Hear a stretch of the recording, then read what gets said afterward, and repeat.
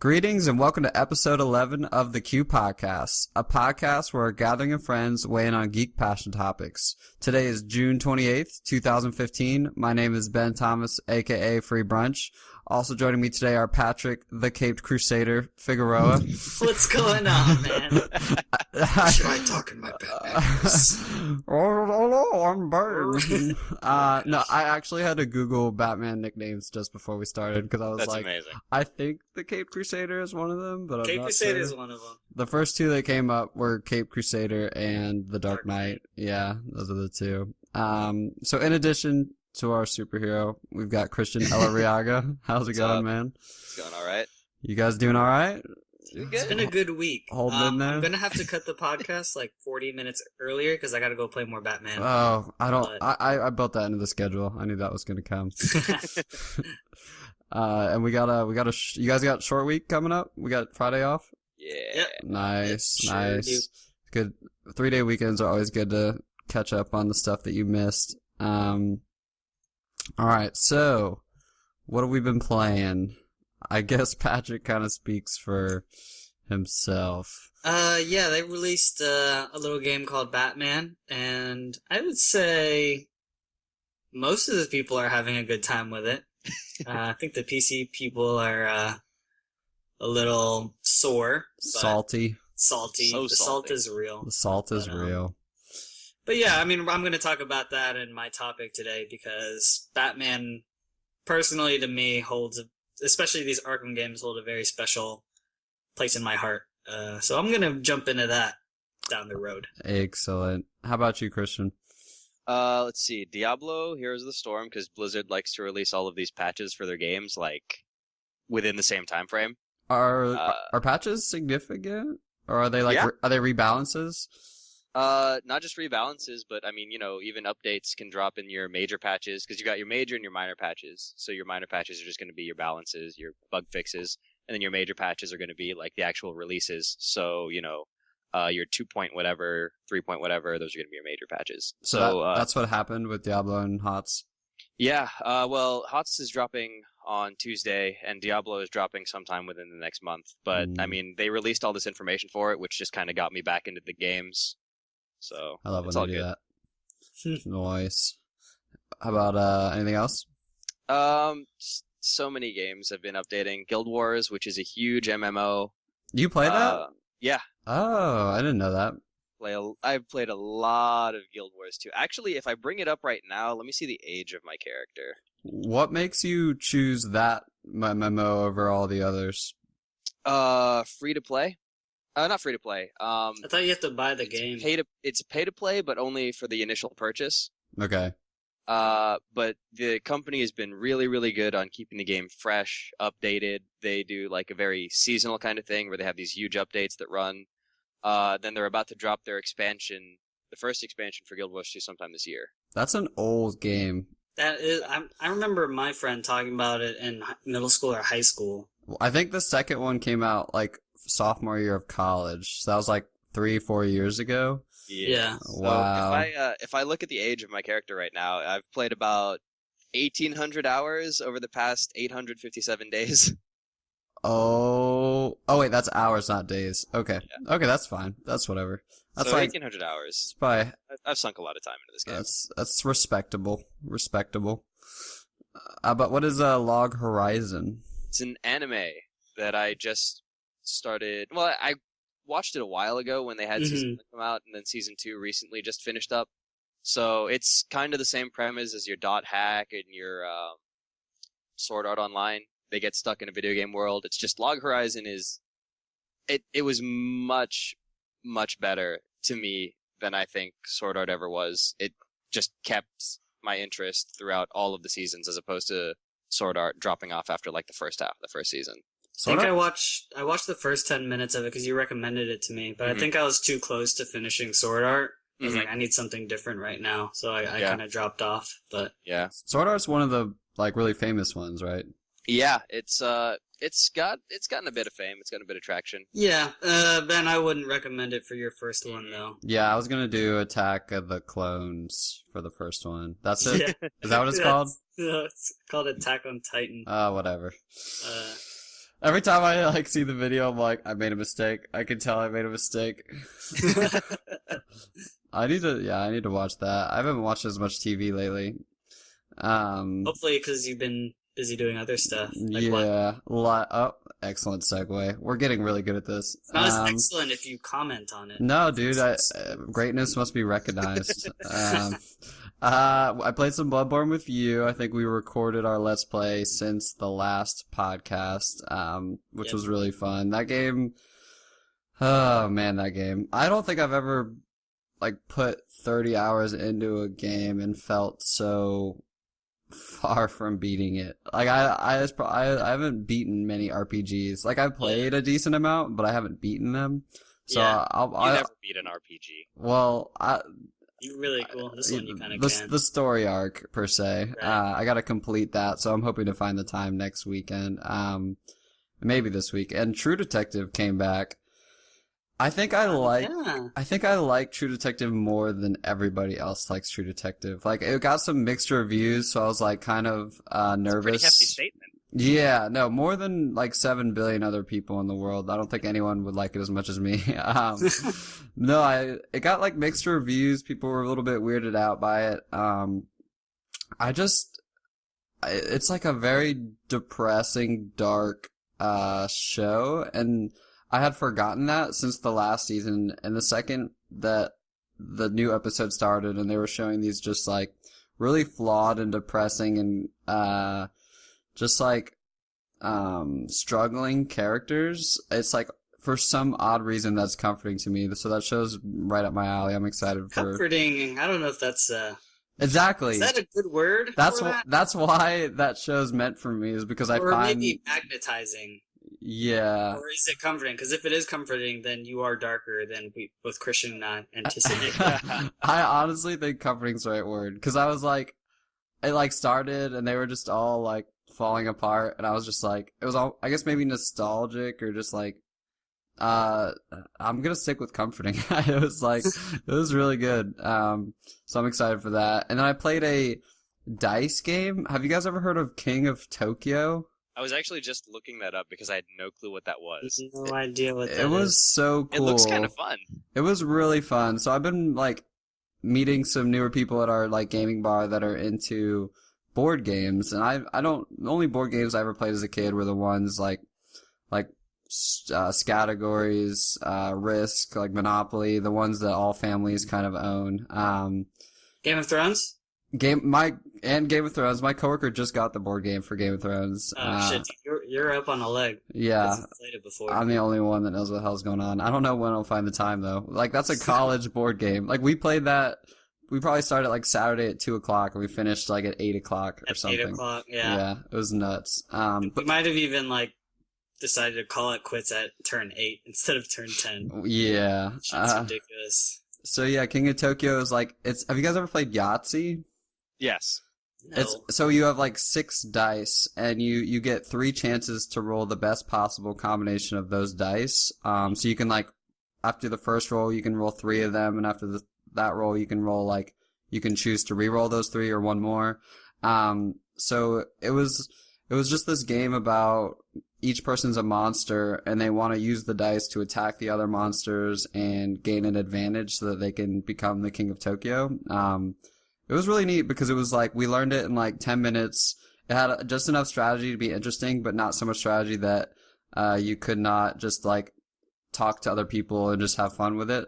So I liked it. And then I spent every time I wanted to play a game this week, I like found myself just Googling CPUs and motherboards, trying to figure out like what kind of PC I want to build, because I want to have it like all ready for when I do want to pull the trigger. And it's just really interesting. I didn't know how much goes into it. And I'm feeling like whenever we do have the inevitable console versus PC just discussion, I'll feel like I have a lot more understanding. Because anyone... man. No, like every PC gamer has told me that like PC is just as cheap, if not cheaper, than console gaming. No, it is so expensive. Like, it is so unbelievably expensive. I don't understand it. I mean, it's a hobby and like a passion, but I wanted to like build a PC where I could upgrade the graphics card at a later date. But in order to take advantage of that later date graphics card, you need the like advanced motherboard, CPU, and like cooling and power supply. So like it's such a like ball and chain juggling what your cheapest component is. Yeah. So if you want any one nice component, you need a lot of other nice components. Yeah. And I'm building a quote unquote budget PC, and I'm not even finished building it yet, and I'm at like $600, and I'm just like, oh my gosh. I feel like with gaming PCs, and I haven't looked into it as much, but I feel like you're as strong as your weakest chain. Yeah. And it's a ton of fun to mess around with it and like to have a personal attachment to your gaming machine. But yeah, it's been interesting. It's been really interesting. Are you insinuating I don't have a personal attachment to my PS4? Because you'd be wrong. Did you? I'm stumped. I'm out. No, I'm bailing. I haven't done it yet, but I'm replacing the hard drive this week. And that's the same, like, yeah, that's the exact same kind of thing where you like do a little bit of research and put some effort into it. And they are saying that consoles are becoming more like PCs with stuff like that. So no, that counts. So yeah, let's jump into your topic, Patrick. So my topic is Batman Arkham Knight. And that's the rest of the show, guys. Yeah. Actually, I'm going to go play it, so I will talk to you guys later. Everyone. So where I'm at, game released last week, Tuesday, and I would say I am 78% done with the game. That includes collectibles? Yes. Oh my gosh. That includes everything, not just the story. The story, I'm like 85, 88. Can you paint a picture of the midnight release for us? So, the midnight release was at a GameStop, because I pre-ordered it to get the Red Hood story pack. That's how it goes. Now, for those of us who I guess don't really do the whole pre-order gig, was that, you had the option, right? So if you pre-ordered at a GameStop, you got Red Hood. If you pre-ordered, like, at Best Buy or something, what were the other options? I think you get, one of them was, like a Batmobile skin. Another one was, like you get some extra upgrades on your gadgets. Was there a Harley Quinn pre-order bonus? A Harley Quinn one was just for everyone. If you pre-ordered the game, you get a Harley Quinn story pack as well. Okay. So it seems like the best bang for your buck would have been the Red Hood. Yes, absolutely. And so that's why I did. I normally don't pre-order games. It's just Batman was a big deal for me, and I knew I would enjoy it regardless, and I just wanted the most I could get with a game like this. Was there a good turnout at the midnight? I would say 15 people. Okay, because I'm curious how many people still do that. Yeah, it's 15 people, ranging all sorts of people. We're not gonna judge people, but there's people you'd expect, and then there was people you wouldn't expect, and there's one girl. Nice. It's about what you'd expect. That is about what you would. Yeah, that is exactly what you'd expect. There's like normal people. There were like some really scary looking people, but like they were talking about like Batman as if they knew everything, and I was like, well, this is cool. You're like tattooed up and you're massive and you're like almost as giddy as I am. Awesome. And then I got like a free poster, just like the displays that they hang out. Mm-hmm. They were handing those out and raffles and stuff like that. So it was pretty cool. Very cool. All right. How's the game? So the game. The game is everything that Arkham City was, except I personally, I'm not done with the game, so I don't know the ending. And the ending, apparently there are 2 endings, although I've read that there are 3, but there are 2 endings I know of. You can end the game with not completing 100% of collectibles and stuff, and you would get 1 ending, and then there was an alternative ending if you got it all 100%. So I haven't gotten to this real ending yet, but so far I love every second of it. I think it's better than Arkham City because it looks better. The puzzles are better. There's more variety. You think the puzzles are better? I think the puzzles are better. Okay. So, I guess for people that don't know the evolution of the 3 games, do you want to kind of frame how Asylum became City, became Night? Well, it all started with Batman Begins and how they wanted to make a video game out of Batman Begins, the movie with Christian Bale. When that kind of fell through, they were just like, all right, well, let's just make a Batman game. And so Can't go wrong. Arkham, exactly. They made Arkham Asylum. And generally the way that game is framed is, there are like 3 major components. There's like the story. There's, I guess, 4. No, 3. Excuse me. There's like combat. There's Predator, and then there are the puzzles. So all 3 of those games challenge a different part, or all 3 of those components challenge a different part of like your gaming.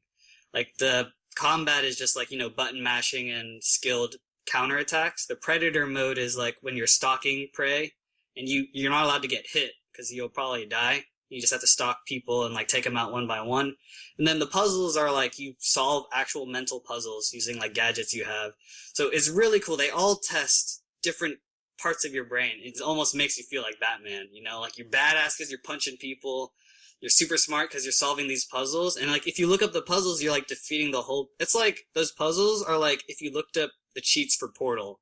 You're like defeating the whole purpose of like those puzzles because they're not overtly hard, but if you figure it out, it's that Portal feeling, like holy shit. And then the Predator mode, like you're just like stalking people, and it's amazing. I mean that original game is legendary. That's why I was curious to see like how you thought it stacked up, because I almost feel like there's such a bias towards people being so fond of the original. It's almost even hard to recreate that, because I mean with Gears of War, I was so in love with Gears of War 1, with Modern Warfare, I was so in love with those games, while the next iterations on paper were better games because they had better graphics and better polish. It didn't give me that surprise that the first one had.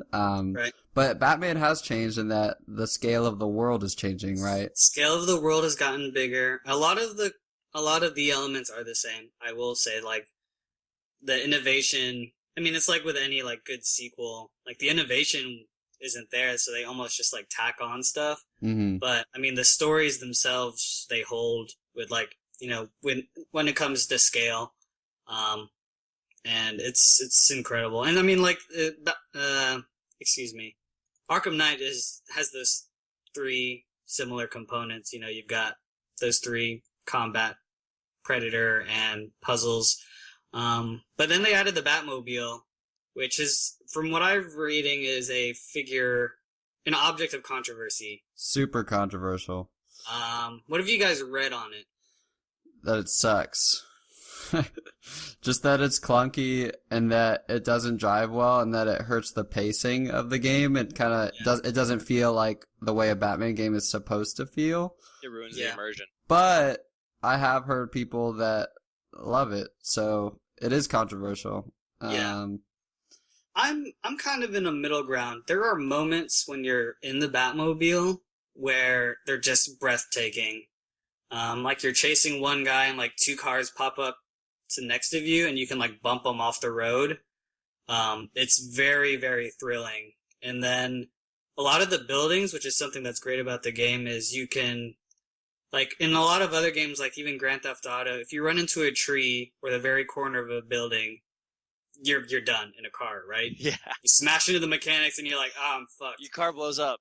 Exactly. But in here, unless you like hit the, center of mass of the building, if you clip under a bridge pillar or the side of a building, it like crumbles and you just, it's like a fly just hits you. You feel super badass because you like cut a corner and you didn't exactly make it and you're like hitting the building, but you don't stop. You just, and the game looks beautiful. So everything crumbles, the sound, all the particles fly in the air, and then you're still in it. You're still going. You're like, fuck yeah, that wouldn't stop the normal Batmobile. It's not going to stop this one. That's really neat. And that sounds like what is the best thing about the Batmobile. I guess the worst thing I've heard is that they try to do puzzles, like, as part of the Batmobile, or like the Riddler missions. Do you like the Riddler missions? Those puzzles. Oh. I love everything the Riddler has to do with that game. Oh gosh, that's good, because people did not like the Riddler missions. I liked them. I thought they were a nice spin. Like, oh crap, they expanded, because those 3 components that I talked about, the melee, Predator, and puzzles, there are like versions of that for the Batmobile. There's like straight combat, there's a stalking Predator type, and then there's puzzle solving with the Batmobile. And I thought that was an interesting and cool concept. I mean, like we talked about, they they needed to add more things, and it's not exactly innovative, but they expanded it, and I think this was a decent way to do it, other than just like doing more puzzles for regular Batman, I guess, or... Yeah, that's really neat. I didn't know they did those 3 things. That Batman combat, did they improve the Batman combat system? It's largely the same. Okay, I mean, it can't be beat. I mean, like, every third-person adventure game is going to be copying that system for the next, like, 10 years, so Right. it's classic. I mean, I jumped in, I dusted the cobwebs off, and I was just kicking ass. I heard they made it a little bit more lenient in that you could counter while you were doing, like, executions. Yes. I haven't noticed that. I was like, in Arkham City, I couldn't have gotten away with that, but Yeah. I'm getting away with a lot more here. Because I remember you saying Shadow of Mordor had a much easier combat system. Yes, it And I is. think that they adopted Shadow of Mordor's style of it. It's less punishing if you try to cheese something. Which is fun. I like that. No, I mean, it's fine. It's great. I'm excited. I imagine when you do the next playthrough, they take away the indicators, and I'll probably play through that again, because that's the way I like to play. That's how I played Shadow of Mordor. That's probably how I would have liked to play, but that's not how... They didn't let you unless I could turn it off. But, and then I guess the last thing I want to talk about before I wrap it up, because I know I've just been talking for the past 5, 10, 15 minutes, is the story has been absolutely phenomenal. You can say that too. Like, you have a lot to compare it to. Right. I don't know what makes a good... I guess it doesn't have to be a good Batman story to be a good story. Yeah. But, I don't know. I just feel like you have really high expectations for the story, so for you to say that is a good sign. I mean, it's not just... Like, I mean, each Batman game is played out like a comic book. I mean, Batman goes from villain to villain, and it is like a series like other games where it's almost like fetch quests. Like, you have a main point of contact here, you do all of his stuff, and then you transitions to a new main point of contact. And this is like Grand Theft Auto, Shadow of Mordor, all those types of games. But I mean, the cast of Batman's universe is so rich, and I mentioned earlier that these Arkham games hold a special place for me because Batman Arkham City was like what got me into comic books. I like devoured those information things. Like, most people don't read the text. Like, when you unlock things, you get like backstory, and like most people just like don't even read those. I like read those page to page, cover to cover. So I need to know more. They have to be good though. Like, as a rule, I hate collectibles. Like, I don't bother with collectibles, but and sometimes they have decent lore, but are you referring to collectibles or are you referring to side quests? I'm talking about, like, when in Arkham Asylum, you collected video recordings of the patients there, Two-Face, Penguin, maybe not Penguin, Catwoman, and you could just like listen to like them having interviews. Then it was all optional. It was purely on the side, and then they would also have like text notes. So these aren't even side missions. These are like the books in Skyrim. Who reads the books in Skyrim when you pick them up? You know Nobody. what I mean? Exactly. I mean, everybody I'm not read the Lusty Argonian Maid. The Lusty Argonian Maid is... Unless the internet tells me to, I'm not going to read it. Right. And it's not near as bad or over-encumbersome, but they're just interesting enough, and like most people have familiarities with these characters that you're actually willing to read about Two-Face and Harvey Dent. And then, like, once you build that part of the universe, you want to fill in the gaps for the other ones, Mm-hmm. Like, I'll talk about, like, when you meet the Penguin, his monocle in the Arkham games isn't a monocle. It's a glass bottle that's got shoved in his face. Oh, God. And, like, you learn that the Joker did that, and you're like, okay, well, now let me go read the Joker side of, like, when he met Penguin. And it's just, like, building stuff like that, and the Arkham games have always done that well. And like I said, it made me thirst for more knowledge about the very rich universe DC has to offer. Right. Batman's villains are so damn cool. Like, I didn't realize that the Penguin was in this game. I only played Asylum, and the Penguin I don't believe was in Asylum. No, but oh my gosh, I'm so excited to play this game because the Scarecrow missions were some of my favorite, or the Scarecrow events were some of my favorite parts of the first game, so I'm excited to see that Scarecrow's back. I didn't quite realize the ensemble that they were going to throw at this Arkham Knight game. It sounds like the story not only has all of your favorites, but it has like actual twists very early on. And when I think of a game like Shadow of Mordor, I can't remember like twists. Like, because maybe because Batman, people have like expectations, and that you can kind of expect them to know some things coming in, so you don't have to spoon feed them all at the beginning. You're able to take some more twists and some more complicated story arcs. So I think that's really neat as well. Right. I mean, and for example, like, you know who Two-Face is, you know who Poison Ivy is, so you don't have to spend time like reintroducing. Yeah. These characters, so you automatically know like what's their niches, and it opens up the realm, you know, of adding more depth, because these characters, some of them are like deeply flawed, and you get to see it. Yeah. All of them are deeply flawed, but they're not straight cut and dry villains. And I'm not gonna ruin anything, but there are some really good cinematic moments that aren't cutscenes in this game, like mind fucking cinematic moments. Like, I got jump scared several times, and not in a non-cutscene type of way. Like, you know, when like in Arkham City or in Arkham Asylum, you can just like hook and fly places. Yeah. Sometimes like there's a dude waiting, like he'll pop his head out like right in front of you, and like as you're like climbing up, like it's a very normal task, and I do it thousands of times, and then just like randomly a dude will pop up, or like when you're turning the camera and you like pass your avatar, and then like something's there that wasn't there before, you know, and you notice and you freak out, and it, like I said, it's not a cutscene. You're just exploring the area, and you turn around and poof. It's very cinematic. It's a very psychological game, right? Like there's a lot of psychological cues and things like that. And it's getting me hyped. I'm probably gonna pick it up next week, I think. Not for PC. So expectations, did it exceed? Or was it about so far? What you I have one beef, but it's very story related, and I think it's comic book related. I'm gonna hold back on it. Maybe we can jump back in it after you guys get your hands on it. Yeah. But lore wise, there was a weird issue, and I'm waiting for the game to finish up to see if it'll explain it. But I was about to say, you're gonna be waiting for me to get my hands on that, because they pulled that. Yeah. They did. What graphics card do you have, Christian? I've got a 980. Okay, so you might be able to play it when they do kind of polish it up. Might.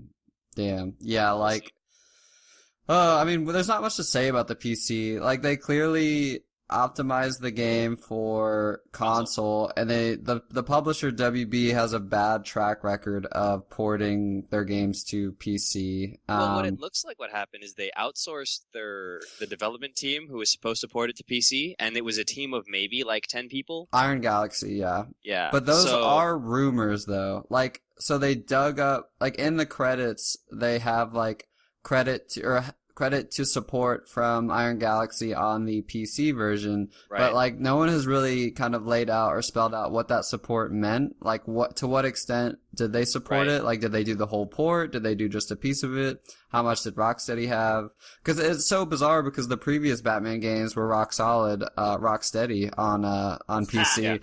Yeah. And it's also like this game got delayed so many times, and like, just for the PC not to be ready is kind of unacceptable. And like, not to mention, you know, there's conspiracy all over the place, like what Nvidia did apparently with one of the gameplay trailers. Where they said 60 frames per second, and they said some other claims. I mean, it's just like, it's just like, really the like final impact on us is just like a reminder to do your research, and a reminder to like, I mean, technically people... Well, I think despite your research, when it came to a release like this, there's no way you could have accounted for them kind of dropping the ball on that. Well, I mean, like, don't buy a game until you've done your research. Like, I mean, they pushed pre-orders hard on the PC version, and like, I know Green Man Gaming was offering like 40% off and all the pre-order bonuses, and like, the weirdest thing about this is typically like Patrick will pre-order this game like, we know this game's gonna be good because Rocksteady has, like, an untouchable reputation, and they've been doing this for so long, and, like, 10 times out of 10, you're gonna be just fine. It's just, this was, like, a very weird scenario where, like, there was no track record, and people were blindsided because, it's bizarre. I don't know. Like, normally, this is just not the game that I would have expected anyone to have gotten, like, thrown off on. Right. And I mean, you know, the people who want to purchase day one are going to purchase day one. It's just there's no way you can account for something like that. Well, just have the knowledge, though. Like, Patrick did not buy that game until he knew it had 9.2. He confirmed it got great reviews. True. Like, that is what I was gonna say. With these reviews, they do mention the platforms they play, right? Yeah. Is there no review? There were no PC.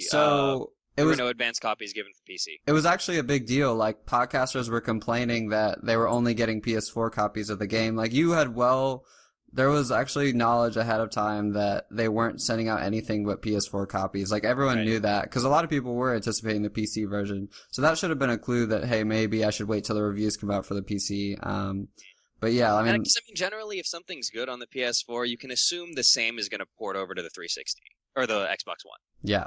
So there's no way that, I mean, not necessarily no way, but you can generally be assured in the fact that it will be roughly the same experience going into it. Yeah. With PC, it's just so different when it comes to something like that. Yeah. So but, I mean, you know, it's probably just going to be a learning exercise. I hope so anyway. Or it's just going to be a reminder to consumers not to pre-order games unless you're absolutely sure this is something you really, really, really want. If anything... Can I admit something? Go for it. I did not check if the PS4 version was okay. But... I don't know, you have to, like, if I saw great reviews for a game, though, like, that's, you check those reviews because you wanted to make sure it wasn't a dud. So whether or not you were, like, whether or not you did all the research, you still had a presence of mind to know that you weren't getting a dud. And, I mean, it sucks that they don't make it more. The fact that it had a high rating for the PS4 in general meant that, the experience itself would have been fine. I think this is just really, really weird. Just an outlier. It's very weird. And if anything, it's a good test of the Steam refund new system. That's what I've heard. Yeah. I mean, you know, that's something they have to earn back, the trust that they built with the gamers. Yeah. And that's something a lot of developers need to take into account. The trust that you build needs to be rebuilt if you plan for anybody to buy your games in the future. Yeah, I feel bad for PC gamers too, because they definitely have like a chip on their shoulder, and it's like a kind of a vicious circle. Like publishers just don't prioritize PC gamers because they think they're gonna make more money on the main platforms, and it sucks that PC gamers aren't getting quite the support. And some people say that, like, if you don't buy the game, then it's only going to make it worse because they're going to think that less and less revenue they're going to get from PC. But I mean, there are PC gamers spending money on good PC games. It's just like, I hate when one group that's not as fortunate as us, like, to have the opportunity, if they wanted to explore multiple platforms. Like, that's really frustrating if you're a huge Batman fan and you only have a PC. Right. But, and I mean, like, I can't imagine. The proof is in there, isn't it? Like, if it's a good PC game, people will buy it. I mean, Purple's not the best thing since sliced bread, but holy crap, did it have a following? Yeah, and I mean, Grand Theft Auto and The Witcher were huge successes on PC. So, a little game called Minecraft. I mean, it just goes to show. But we're semantics. Yes, we're just happy that, I don't know, I'm happy that it got pulled, I'm happy people can get a refund, I'm happy that the PS4 version is excellent, because I plan on picking it up. I'm glad they were reactive to fixing it. Yeah. Okay. Alright. Bye, Batman. And that's my cue. Later, guys. Thanks for joining us. Nice. Okay, so this topic is my first attempt to kind of change our image from to try to I kind of wait around changing the idea of that we were a gaming and pop culture podcast. I don't really know what we are, but I wanted to make it more vague so that we could do more like fun and weird things. You're trying to make us seem more like people. You can't just go do it. Yeah, like it's almost like we should have personalities or something. We're personality beta testing. So my topic this week is not we can tie it back in, but who are your role models? These could be real people that you've met or never met, people that you aspire to emulate and are grateful for their impact on your lives. And I'm gonna go first with like I guess the geek personality that I have on my list, which is Greg Miller. He was a IGN editor. He's the host of the Podcast Beyond podcast.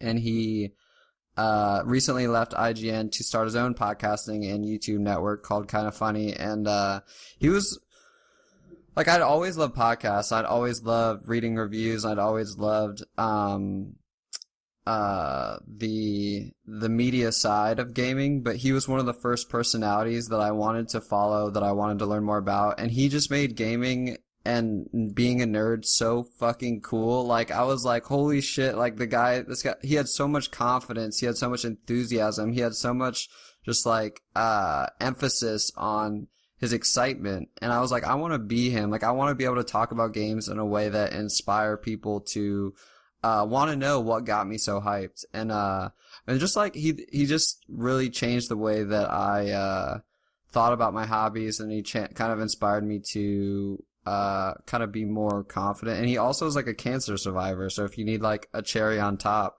it's like a guy that had a lot of adversity and never kind of never held up on his passions. So that would be like the guy that kind of sparked this podcast and one of my role models. And I listen to Podcast Beyond, and he's just like one of the most positive people you'll ever meet. Yeah. Or I guess I never met him, but like just hearing him talk about anything, like he's fired up, he's positive, and he's respectful. Like even if his opinion is different. He's that perfect balance between like a games critic who tells it like it is, but gets hyped. Like he makes it fun. Like there's so many games critics who are jaded and who play millions of games, and they'll play Batman for like 40 hours, and their only input is, oh, the tank Batmobile is garbage. I'm a games critic and this game has major flaws. Like this guy will, like Greg Miller, he live streamed him getting the game at midnight. He dressed up in a Adam West Batman suit and like streamed the game like just like a kid, like in a candy store, and he's like, he'll tell you his flaws in Batman, but it'll be right before he goes into how much he fucking loves Batman, and he's fun to follow. But yeah, for sure. And he's a big DC fan. He's a big DC fanboy. That's always going to be a check-in. Yeah. All right in my I'll allow it. No, I'm just kidding. How about you, Patrick? So my guy is he's an artist. I follow a lot of artists on Twitter because I like having my feed full of, sketches, daily sketches, projects they're working on, and the like. I think I know who this is. Yeah, Christian probably knows who it is. I'm gonna go with Yale Stewart. Yep. He's an artist for a webcomic called JL8, and Amazing. The premise of that webcomic is it's a story about the Justice League if they were 8 years old and in grade school. Is that poster that you have? It is the poster that I have. And he's just, I've just loved his entire personality. He always, every time he, for example, the shooting in the school, he released like, hey, come get wallpapers if you donate to this organization, or the monsoon in the Philippines. He did another campaign for that, and he uses like his iconic JL8 characters. He has a very popular webcomic. So he does like a lot of these like charitable, charitable events and things. And I mean, in addition to that, I love his art style. I love, everything he does about JLA, because I'm a big DC fan. And I got to meet him at Dragon Con last year. Oh, shit.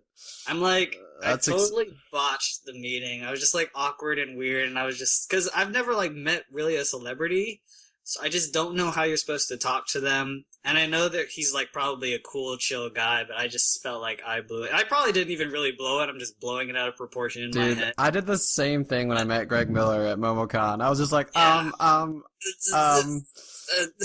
I really Don't be a nerd. Don't be a nerd. I know. I really I like love everything you do, and can I buy all your shit? You know. It's like, he sounds like he just does it the right way. Like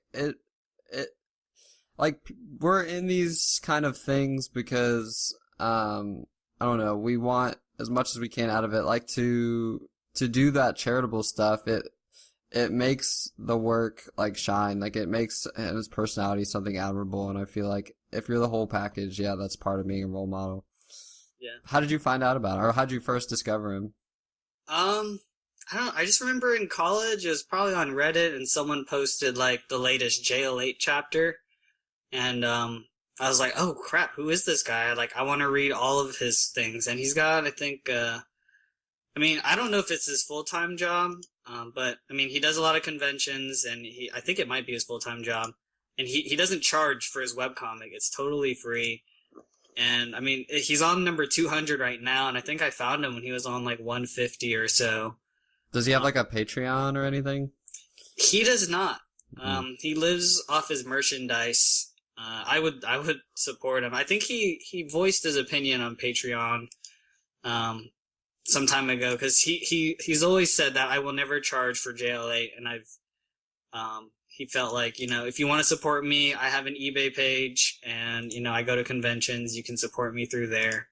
But Definitely not in it for the money. It was unfortunate that it wasn't accepted to New York Comic Con this year. that what? He wasn't accepted to go to NYCC this year. Yeah, I think I remember he was either too late or it got full up or something. Yeah, that was unfortunate. That sucks. Well, neat. I'm gonna have to follow him on Twitter. He's cool. Dude is pretty chill. He's very chill, and it's like, have you guys like ever thought like with memories and like those awkward moments, and you're just like, especially if you're just remembering them and you're by yourself, you're just like, why? Who am I? Why did I do that? And it's not like you didn't think about what you wanted to say like beforehand too. Like we don't just wing this stuff, and it still gets fucked up. I know, because That it's like, hindsight embarrassment. Yeah. I mean, Christian and I know we were walking around looking for him, and we found him. We're like, oh, there he is, Christian. And then we're like, all right, I need to go in. I need to plan of attack. What do I talk about? Cool. How do I bring up? Yes, like, how do I bring up I want to buy his shit? And be like, I want to buy your shit? Is that all I say? I don't know. That's cool. I'm getting all hot and bothered thinking about it. All right, save him, Christian. Oh man. So, God, I feel like my answer is going to be different compared to yours, but I mean, this is going to be the cop out. Actually, the person I want to talk about right now is one of my my professors back in college, Don Tatum, who got me into the entire field of cybersecurity. Ah. So, I mean, Did he hack your computer or something? No, I'm just kidding. She taught us how. Oh, it's a girl. Okay. Yeah. But she was just really a positive influence. She fought tooth and nail to get the funds that we needed to go to multiple competitions throughout the year, especially one which was hosted in the Omni over in downtown Atlanta, where we were competing with, lots of universities throughout the United States. And I mean, it was just interesting to go and be able to experience the things we did and learn the things we did, because she was just such a positive influence, and she made the right connections, and she got us to make the right connections when it came to going forward and learning all of these new things. And a lot of us are working jobs right now where we're using the knowledge that we learned, even though the classes we took with her were just like electives, because I'm a CS major, and ethical hacking was just one of those classes that a lot of people would take because it's like, oh, look, there's hacking in the name. Yeah. So, I mean, you go through watching movies like Swordfish, I guess, and thinking that all it takes for me to hack into a computer is I need some fancy IP numbers, I need your MAC address or whatever. And a hot pocket. And a hot, And you just smack the keyboards Yeah. a whole bunch. Yeah, you face roll your keyboard, and then all of a sudden you have the, I don't know, account numbers for everybody who was a Wells Fargo customer. Nice. But, she went in, teaching us that it wasn't just about that. It was, there's an entire code of conduct, and the people who are doing this do it for a reason, and we all have our own very personal reasons for going into the field. Some of us, of course, like me, are just like, it's kind of cool. I just want to be able to do this stuff. But I mean, cybersecurity is just such a vague thing to think about when it comes to it, because you have your security when it comes to swiping your credit card. You have Wi-Fi security. I mean, Ben, you're a network engineer. You probably dozens of things about things like that. The hackers always win. Yeah, they always win. It's not an if, it's a when. Yeah, it's like, how quickly can we recover? It really makes a difference when a professor gives a shit. I wish that I had more that gave a shit. I don't know. I always thought that being a teacher would be really fun, because I always would be in classes thinking, okay, well, no, I would do it this way, or I would make this piece fun, or I would love the chance to connect. Because you're kind of, to be a teacher, you're put in that, you have to look at it as an opportunity to connect with people who are in like sensitive times in their lives. And it's kind of one of the only occupations where not only is that like a requirement, but it's like, it's going to happen in 100% of your jobs. You're going to be working with people who are making big decisions, who are learning about themselves. So it's cool to hear about people that take advantage of it and are passionate about it. And college is a little bit different because, I mean, cybersecurity is real talk. Like, you're connecting with students on, at an adult level. That's a little bit different than like a 7th grade biology teacher who is really just being a kind and nice person and maybe fun. Like, you get to kind of get political as well as support, the people that you're teaching. It's about challenging your ideals, right? So, college is all about learning who you are and, learning how to argue, really. I mean, it's about challenging your perception of the world. And it's just interesting that, I went into computer science thinking that I would do, a lot of iOS development, some Android development, maybe going into mobile and app development kind of thing. But just based on the course of one semester, I changed my focus completely, did a 180, and started focusing down the cybersecurity track. And it's great that you're remembering her. Like, I mean, I feel like with teachers, they make such an important impact in our lives. And it's unfortunate. I mean, it's unfortunate that they don't know all the time. Right. Yeah. Like, that you're still talking about her. That she's clearly still making an impact on your life professionally, personally. And, like, they just have, 30, 40 new faces every semester. And they just have to go home hoping that, man, I hope I made a difference today. Or I'm hoping that they do that. But I'm also hoping that there's students who do, like, take that personally, like, let them know, because I imagine that makes everything in the world. Yeah. Means everything in the world for them. Yeah. So. Makes it worth it every day. Oh, yeah. She's going to have her own we should hashtag all these people for this podcast. Nice. Get it trending. I do want to do a quick shout out to Elon Musk.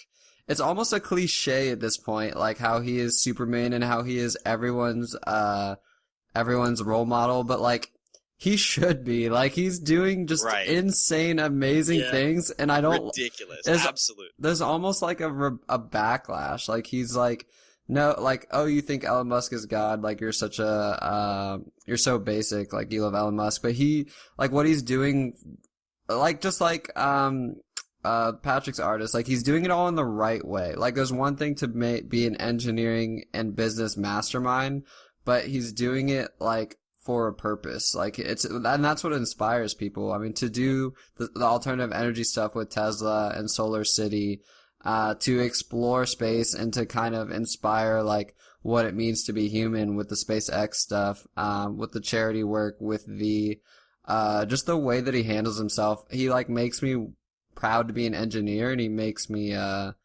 he's just like a spectacle to behold.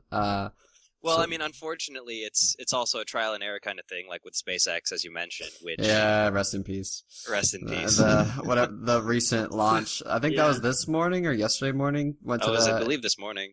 International Space Station exploded after 3 minutes. He'll get up, like, he won't quit too. No, like, he's definitely not going to quit. No. Which is a testament to the man himself. Right. Yeah. I mean, he'll keep going and he won't stop. He can't stop. Can't stop, won't stop. How old is he? Gosh, 45? 44, 45, yeah.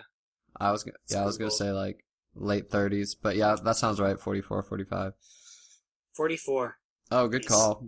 You guys are better fans than I am. All right. Well, that was cool. I'm glad we got to talk about something like that. What is your topic this week, Christian? All right. So let's close it out. I guess we'll bring it back to gaming.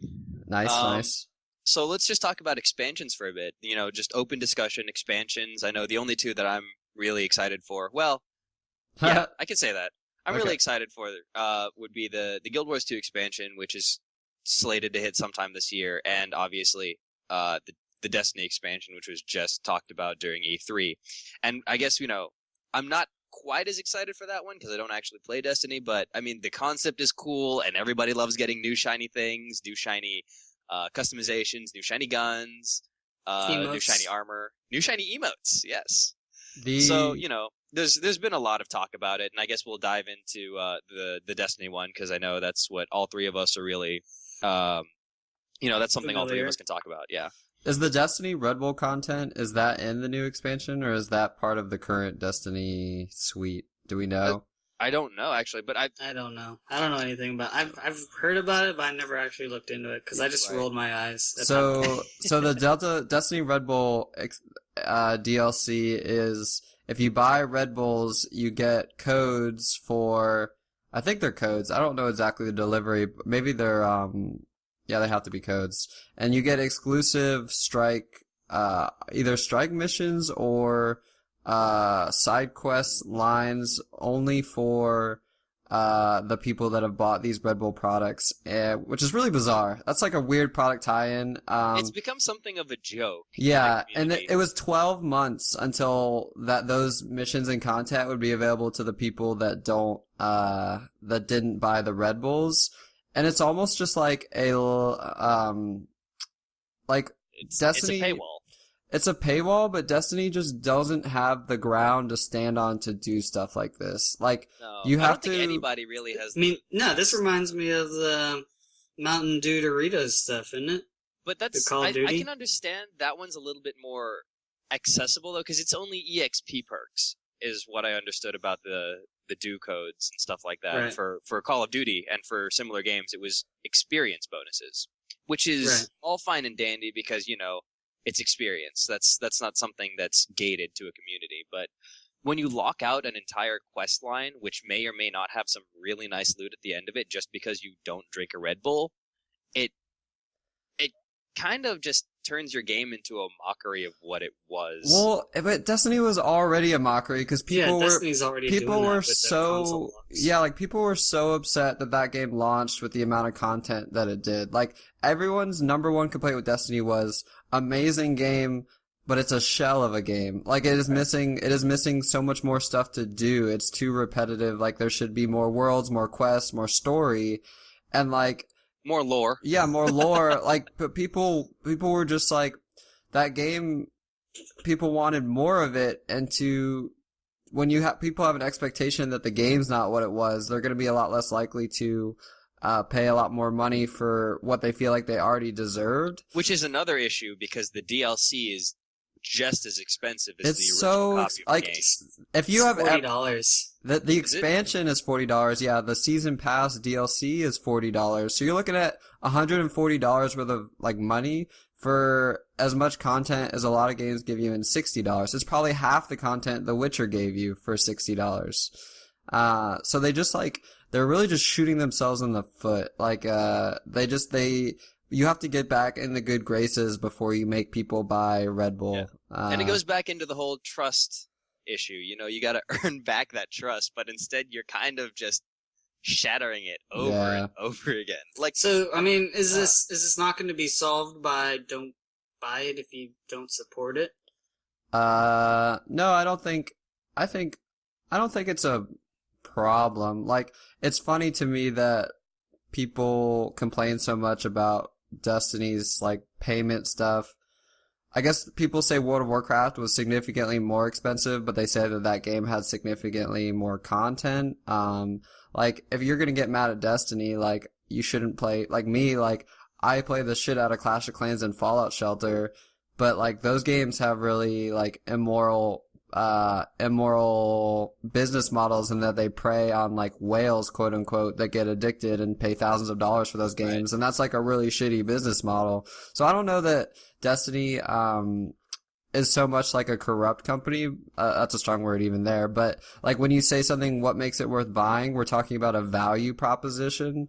And that's kind of when we get down to expansions is, are they a good value proposition? And when the value for the original game was not there, or we don't perceive the value of the expansion to be there, then we're just not going to buy it. And Destiny was just an example of a value proposition where they're squeezing too much money out. And I don't know. I just think that expansion, it's just too much money. It's just a lot of money for just for when I know I could do other things for less. Right. I mean, right. I don't know. This is the first console game that I can think of where they're charging almost the price of a full game for their expansion. Because most of the time you see something like that and it's a PC expansion. Yeah. Like, World of Warcraft had multiple expansions and they're all on day one usually about the same price as buying the original game itself. Yeah.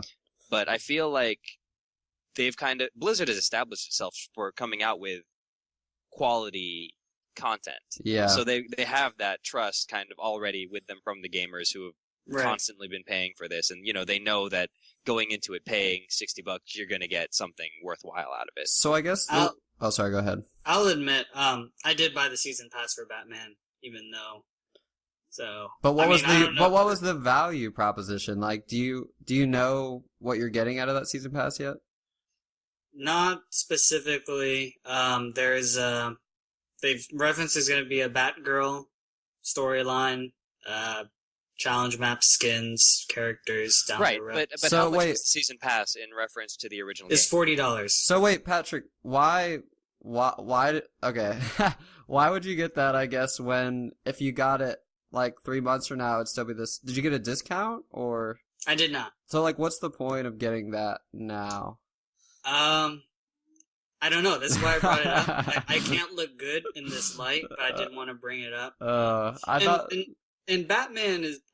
We bring it back to Batman. Batman is very special to me. I wouldn't do this for any other game. Yeah, I mean, you own Destiny. Any other game. You own Destiny, and you're not buying the expansion. Right. Right. Batman is just very different for me, and that's why I'm trying to bring up. I don't know if there are people who are this passionate about Destiny or these other games, but I've always, I have faith in Rocksteady, but I hope they don't steer me wrong. I love the shit out of their product, and I love it so much that I do these ridiculous things. Like when it does not look good on me that I just admitted that I spent over $100 on this game and I have no idea what I'm going to get. But I mean, for some people, there are games out there that are just you're willing to do it. So I think here, though, the scenario is you can have faith in Rocksteady, but Rocksteady doesn't control the value proposition. Like, that's Warner Brothers, the publisher. Right. They're like, no, you need this amount of DLC for this amount of money, and Rocksteady's like, okay, we gotta find our content. What's our content? Like, how can we do this? Whereas with Bungie, it's Activision. Is it Activision? Yeah, it's Activision. Who publish, Yeah. So, and there's a difference between two with, PC games have that kind of, I guess to use, an IT term or whatever, games as a service, and that, the Blizzard franchises are and Guild Wars, these are 4 or 5 year games. So, what are, some console expansions that were worth it? Because console is very much, they have a lot of games where you kind of move on from game to game. You're not in an ecosystem for many years. Right. Are there any big time console expansions that were memorable? Did Red Dead have one? Or we have to ask about this. Was that a new game? I mean, I never played Undead Nightmare. Okay. Unfortunately. There's nothing that really kind of jumps out strictly, because I mean, if you think about WoW, you can immediately say the Wrath of the Lich King was one of their more successful ones, and Mists of Pandaria, despite people hating it initially. I mean, StarCraft Brood War is an expansion to StarCraft, and it's significantly more famous than the original game. Right. So PC has a long, rich history of people getting excellent expansions. Destiny, they're one of the first more kind of PC-centric, MMO stylized console games. Which is odd because they're not on PC. Yeah, but like, I guess it's just like, I think this might be too, like, a little bit of shock factor for people. Like, console gamers are kind of trying to figure this out. And you guys saw Dying Light's response, right? Yeah, the whole water. Yeah, and they're giving out free DLC for no reason. If you like tweet them a picture of you drinking water, they're giving you hashtag drink for DLC. Yeah, it's free DLC, and like so clearly the first attempt at like a major expansion on a console game. I don't know if it's the first attempt, but this attempt is like not going well. And Dying Light is a great game too. There's a difference between expansions and content for a season pass. Like Borderlands gave you all of that DLC, the extended quest lines. Yeah. For the season passes. They even gave you Gage, the Necromancer. Right. Batman, I assume, won't actually be an expansion. It's probably more quest lines or multiple DLC quest lines. Yeah, it'll be DLC. Yeah. So whereas this is set to be a full-blown actual expansion, right, with a separate campaign within it based on a character within it, for whatever reason. So this is really, really going towards the more PC stylized version of an expansion pack. Yeah. So I don't know. I mean, as of right now, I'm not impressed with where Destiny's taking themselves. I guess, obviously we won't know until release, but as of right now, it's just one of those things where I don't know if it'll translate as well from one environment to the other. Yeah. It makes me wish that that I wasn't so daunted by The Witcher, because The Witcher, CD Projekt Red, like, they're giving away all their first 15 DLCs for free. Like, they're just their business model is to be, and like, I don't know which publisher they're beholden to or if they publish their own games, but they're generating this like love and adoration and respect from their fans, and I'd be interested to see who makes more money. Like, is there a reason that Activision and EA are the biggest companies because their business models work that much better, and that's just that's capitalism? Or like, is that method of treating expansions as DLC as a bonus to a great game that they've already made? I don't know. It's weird. I don't know either. I mean, I will speak on The Witcher. Like, when you get your box of The Witcher, it's stacked. There's like a map, there's stickers, there's a thank you note from CD Projekt Red saying, "Thank you for buying our game, we love your support." Yeah. And I'm just like, this is so lovely. Like, I love you too. Yeah, it's like, oh, I'm gonna have a good time murdering things in your game. Happy to support you. Yeah, and like, that's just with your base copy of the game, or was that the collector's? Yeah, that's just regular. Man. Right. You see, and it kind of goes back to the original games that you used to buy when the PS2 was the largest thing, because, when you would you would crack open that case, and you would have just loads of content in the booklets alone. Yeah. Whereas now it's just kind of like a control scheme, and it's like a 2-page document, and it's just kind of shoveled in there with your game. Yeah, like most of the manuals are on the disc now. Yeah. Like, you can you just access it like under the, I don't know, box. And I miss it, because I remember the days when cheat codes were the coolest thing in video games. Not like the stupid hacks and macros that people have now. I mean, like, actual cheat codes. I had a up, Game up, Shark. Down, left, right, BA start. We had Game Shark. Well, that's you like plugged it into your N64 controller, right? It was like that's kind of stupid if you think about it. Like, they had to buy like a accessory to use cheat codes or whatever. That's funny. How it was. What else? What other game? The South Park game that we used to play with the Z Bobby Bird was the password. Yeah, and that unlocked everything, so you didn't need to.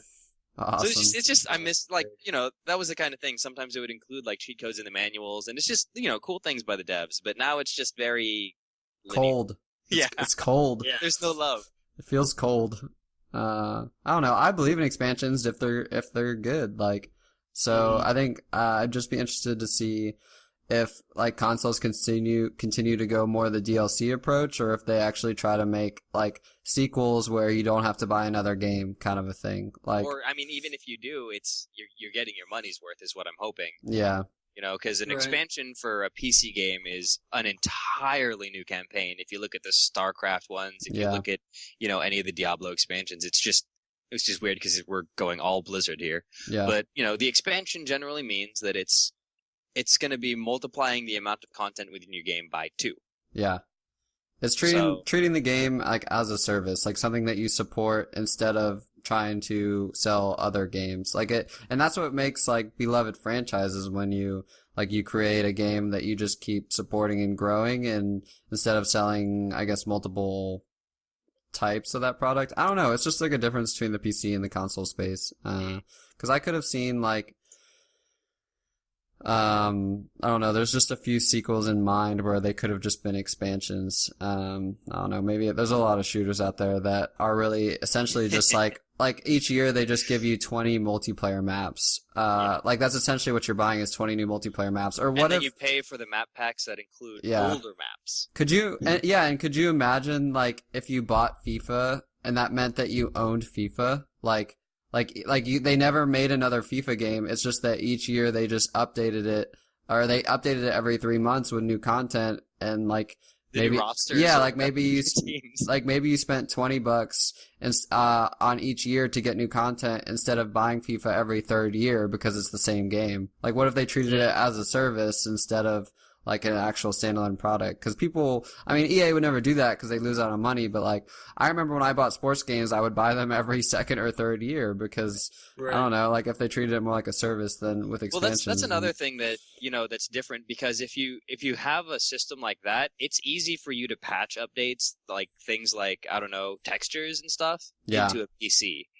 Whereas if you're doing something like that for a console, I guess I can understand why they have those yearly releases, because of the fact that you can't really patch those as well as you can. I would say that used to be the case, and now it's definitely now. Yeah, no, there's no excuse. Now because now you can just download a whole new. You just download like whatever. Yeah.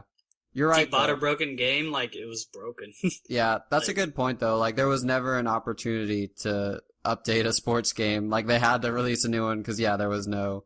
You're right. Yeah, that would make no sense in like 2002 if I would just download the. But nowadays, it's FIFA. I don't know. And I mean, the thing is, the fans are going to buy it because it's just. I mean, if you're buying them on a yearly basis, those of us who can or are making enough money to support ourselves, $60 isn't going to be that much in the long run. Yeah. I mean, if you're paying for that yearly, that's definitely not the biggest issue. Yeah. Right. So I mean, I can understand that, but at the same time, it's like with Call of Duty, I feel like it's nothing but just rehashed content with, brand new textures at certain points. Yeah, I would say the latest one was fairly well. Yeah, I would disagree with that one just because the Call of Duty single player campaigns are like people would pay money for the standalone campaigns, which are very good. But I'm just thinking about more like how can developers like improve their business models? Like not so much like, are they charging too much or are we paying too much? But like, can we take advantage of these new techniques and some of the things that PCs paved the way for,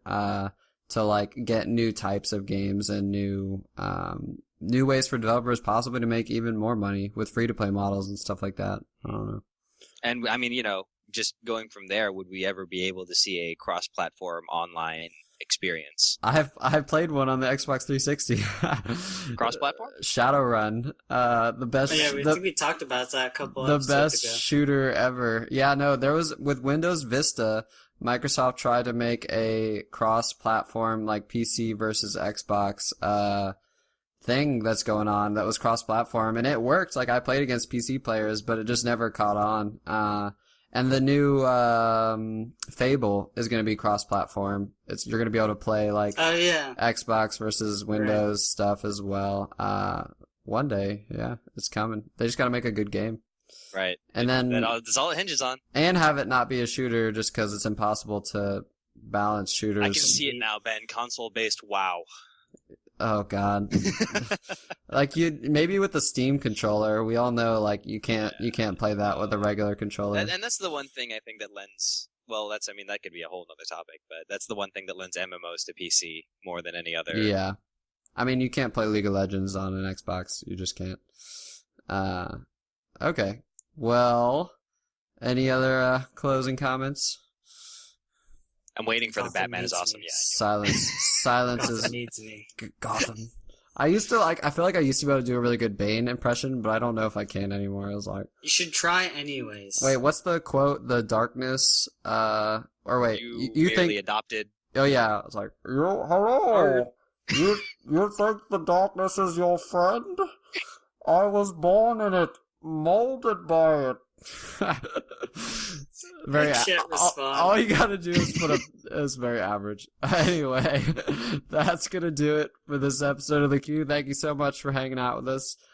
Check out new episodes weekly every Monday. We're on YouTube now, so if you're listening to us on audio, you can check us out on YouTube as well. We'd love your feedback and opinions wherever we can get them. Drop us a review on iTunes. Do it. Check us out at The Fig TV and freebrunch on YouTube. Fig_TV and freebrunch, and CMonkey 2 eyes on Twitter. Take care, everyone. Peace. Bye.